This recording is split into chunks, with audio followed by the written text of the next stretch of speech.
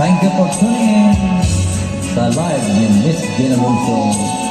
Kayo ng tadhana na sa akin ay dumating.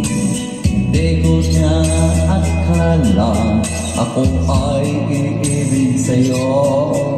Nangako ka pa sa akin na wala kang mamahalin, at ako'y napaniwala.